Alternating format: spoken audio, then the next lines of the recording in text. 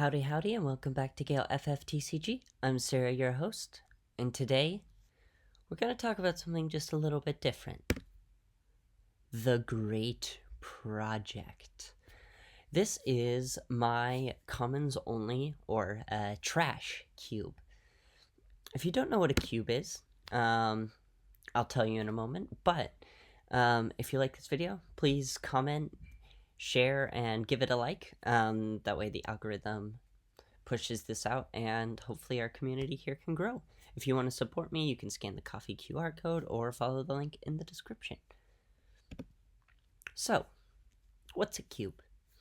A cube is a collection of cards designed to be drafted by a pod of 4 to 8 players.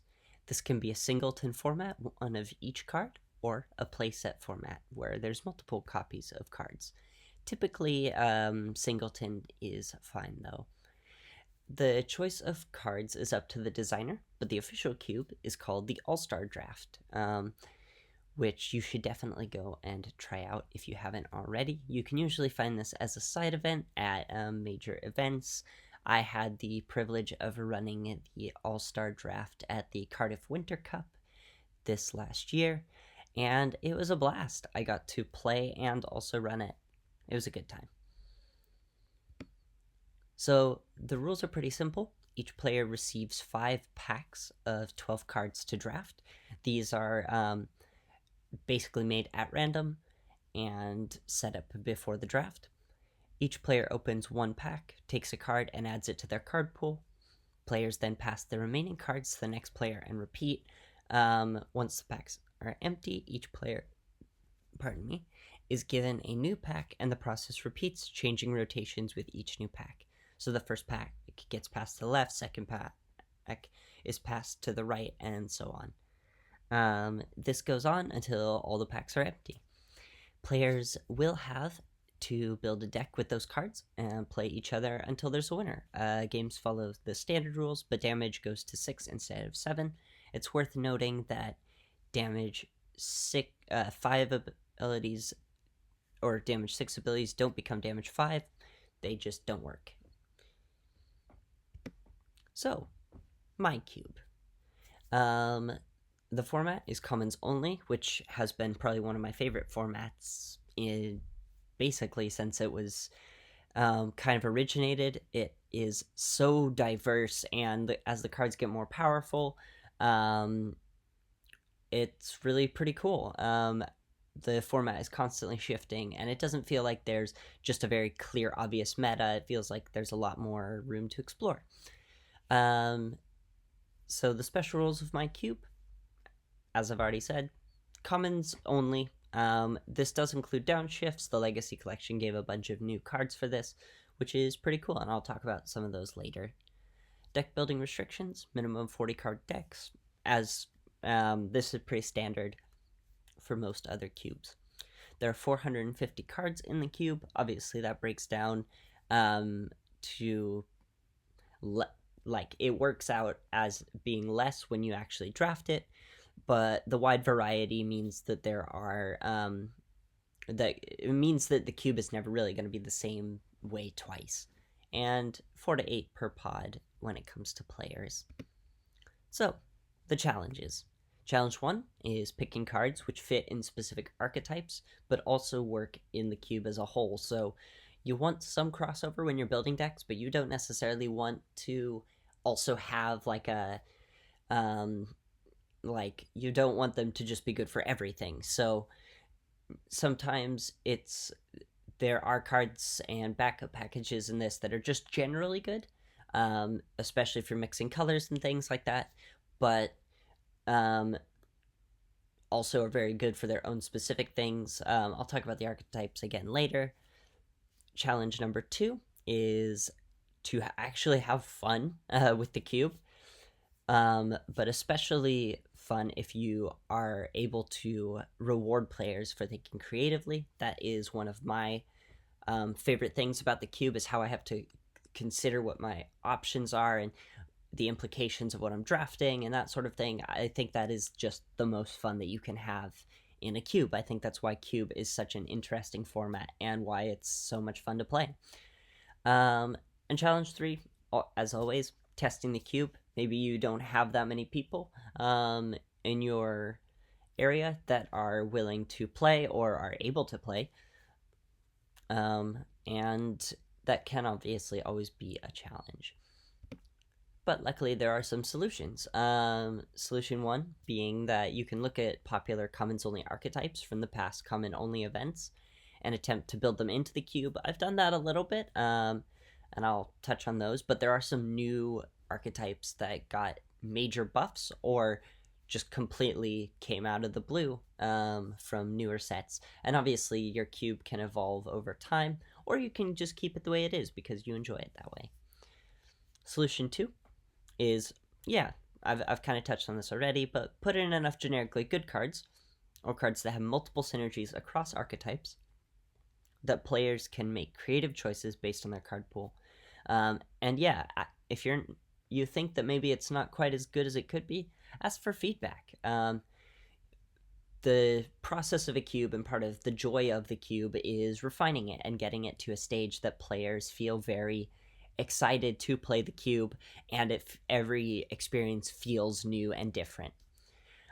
Solution number three, organize a night or event for players to experience the cube. That's something that I will be doing here, and I will give you a report when it's done, but I thought I would set up the premise of that report first by showing you kind of what's in the cube and how I've done it. So let's break down a little bit more about the elements in the cube. Every element contains 75 cards, including multi-elements and excluding dark and light cards. At the time of recording, there are only 2 light cards in the format. Currently, I'm keeping those out. I think it's fine without them, but that may change. Obviously, if you're trying to shake up a cube, or maybe you just want to have a singleton, adding these dark cards could be far easier. Every element has 25 backups, but no other set numbers for forwards, summons, or monsters. Basically, I wanted to make sure that everyone had consistent backups or a way of playing out things. There's a lot of crossover in elements between the backups, so you can build engines and that sort of thing. We're not in a singleton format, so there are playsets of certain cards, and that can be helpful for building. I did want the cube to have a bit of a feeling of constructed with a bit of more drafting. Some cubes lean far away from constructed, but I think that the most fun, and because some commons are just simply unplayable, and I didn't want to include those, adding multiple copies was helpful. Archetypes are spread across the elements to try and balance the power across the elements. So in a sense, basically, if you're on, say, I don't know, class 0 cadets, and you hit the wind and fire class 0 cadets, or the wind and lightning class 0 cadets, you wouldn't get absolutely destroyed by not having one or the other. So that is really important to know. And the deck lists for each element are in the description, if you are interested in checking those out and building this cube for yourself. Let's break down the archetypes, shall we? So a new archetype that got added, there has been one iteration of this cube before, but it wasn't really tested enough, so I kind of just left it to its own devices. So for knights, we've got Ramza got downshifted to common, Laswell got downshifted to common, and Gawain got shifted down to common. All of these are insanely good, and obviously, at the time of recording this, I think this will be one of the more powerful archetypes. These are just the ones that if you're drafting and you see this, you probably want to take this, because there are a lot of knights in the cube, and a lot of knights printed at common. For class 0, a lot of new class 0 cadet stuff was also printed at common in the latest set, Opus 25, at the time of recording this. So Machina, Deuce, Cater, and Sice are all really good signposts that you are in a good position to run class 0.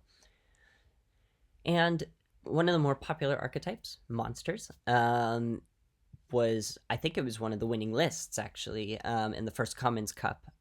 Maybe it didn't win it, but it was definitely up there in terms of power. So this has gotten buffs over time, and there are actually quite a few ways of building this. It's quite a generic and dynamic sort of like deck style. So there's a lot of monsters in the cube, a lot of ways of getting those monsters. If you're seeing Mira, Blue Mage, or Larcaicus, you probably have a good chance of leaning into those. The monster archetype seems inherently very strong, so this could get nerfed, but it also might get buffed. Maybe it's just not good enough anymore. Who knows? Crystals is another very generic archetype. If you see Kirin or Kyron,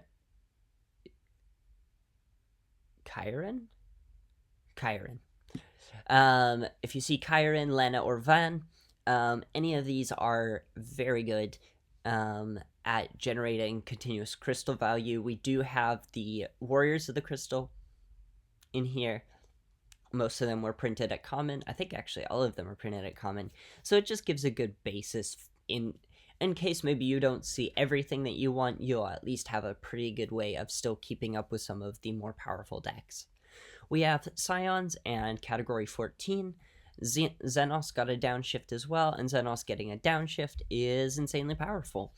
We've got Urianger and Y'shtola as well, kind of a lightning water archetype. There's a lot of cool and fun little interactions that you can get from having the common Scions. We've got Ice Water Tempo. This was pretty popular before.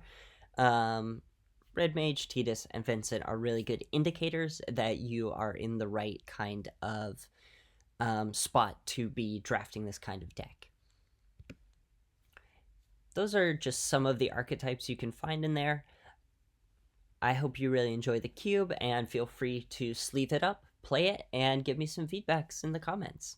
If you're also interested in more cubes like this, I know that the Slice and Dice gang from Nottingham have had some real success with their Pauper cube as well, and I will try and get that video linked in the description below. But yeah, have a great day and a great rest of your week.